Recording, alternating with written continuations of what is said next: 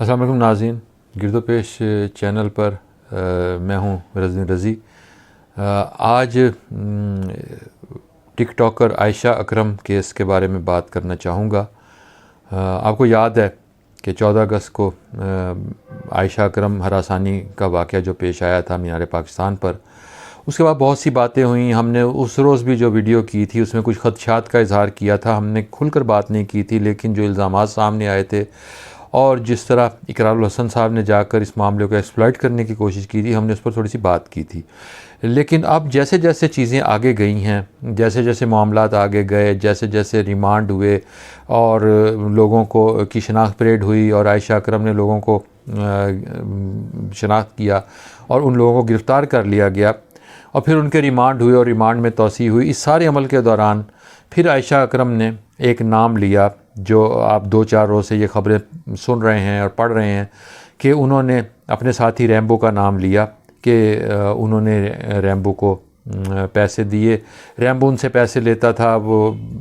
اس معاملے کے بعد ریمبو کو گرفتار کر لیا گیا اور ریمبو کا فون بھی پولیس نے اپنی کسٹڈی میں لے لیا۔ جب ریمبو کا فون پولیس کی کسٹڈی میں آ گیا تو پھر اس میں سے انہیں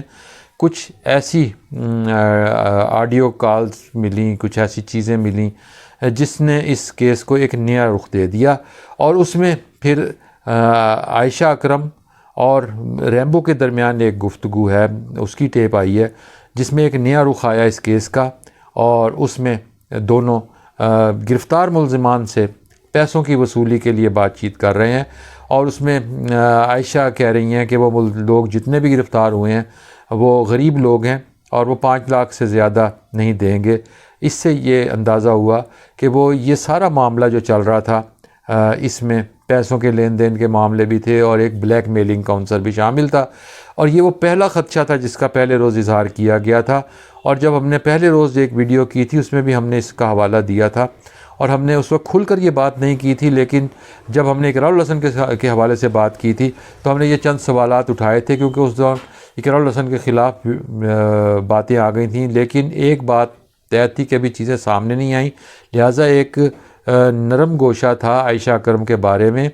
اور وکٹم کے بارے میں، کیونکہ ہمارے ہاں ایک عام تاثر یہ ہے اور عام ہمارے ہاں روایت یہ ہے کہ جو وکٹم ہوتا ہے اس کے بارے میں یہ کہہ دیا جاتا ہے کہ قصور اس کا تھا۔ ہم نے اس روز اس سے ہٹ کر بات کرنے کی کوشش کی کہ ہم نے اس پر قصور اس کا نہیں کہا، لیکن چند خدشات کا اظہار کر دیا تھا، اور وہ خدشات اب درست ثابت ہونا شروع ہو گئے ہیں۔ اب نوبت یہاں تک آ گئی کہ اقرار الحسن کو بھی اسی پریشر کا سامنا کرنا پڑا تھا، اور اقرار الحسن نے جب پہلے روز جا کر ان کے سر پر ہاتھ رکھا تھا اور ان کے لیے ایک ویڈیو کی تھی اور آواز بلند کی تھی اور کہا تھا کہ یہ بیٹی ہے قوم کی، میری بہن ہے، آج گزشتہ روز آپ نے دیکھا کہ جب یہ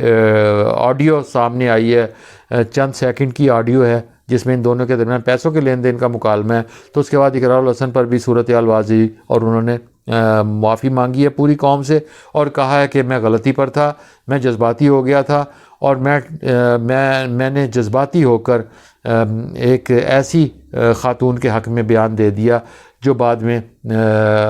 پیسوں کے لین دین کی بات کر رہی ہیں اور بلیک میلنگ کر رہی ہیں۔ یہاں تک بھی ایک معاملہ ہے، لیکن ایک اور اہم پوائنٹ یہ ہے کہ جن لوگوں کو گرفتار کیا گیا انہیں شناخت پریڈ میں، اور جس طرح آپ کہہ رہے تھے کہ فورینزک پولیس نے کہا کہ ہم نے ان ساری ویڈیوز کو دیکھا اور لوگوں کو دیکھا اور فورینزک طور پر ہم نے جج کیا اور ان لوگوں کو گرفتار کیا ہے، کوئی کسی علاقے سے تعلق رکھتا ہے، کوئی کہیں سے تعلق رکھتا ہے۔ سوال یہ پیدا ہوتا ہے کہ ہم نے پہلے بھی یہ چیزیں زیر بحث ہیں کہ کیا پاکستان میں ٹیکنالوجی اتنی جدید ہے کہ آپ لوگوں کو فورینزک ویڈیو کے ذریعے درست گرفتار کر لیں؟ چلے آپ نے گرفتار کر لیا، وہ سارے غریب لوگ ہیں، ان میں سے بیشتر غریب لوگ ہیں، وہ ایک تفریح کے لیے آئے اور اس کے بعد جس قسم کا ماحول بنا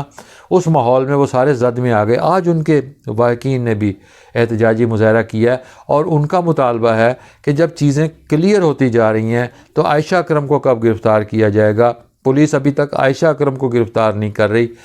ریمبو کو گرفتار کر لیا، باقی لوگوں کی شناخت پروڈ ہو گئی، لیکن اگر ریمبو اور یہ دونوں مل کر واردات کر رہے تھے تو ایک ملزم کی گرفتاری کے بعد دوسری خاتون کو اب تک کیوں نہیں گرفتار کیا گیا؟ یہ وہ بنیادی سوال ہے جو آج کے اس احتجاجی مظاہرے کے بعد سامنے آیا ہے۔ آپ کے ساتھ آئندہ ملاقات ہوگی۔ اگر آپ کو ہمارا چینل پسند آیا تو اسے سبسکرائب کیجیے اور بیل آئیکن کو کلک کیجیے۔ خدا حافظ۔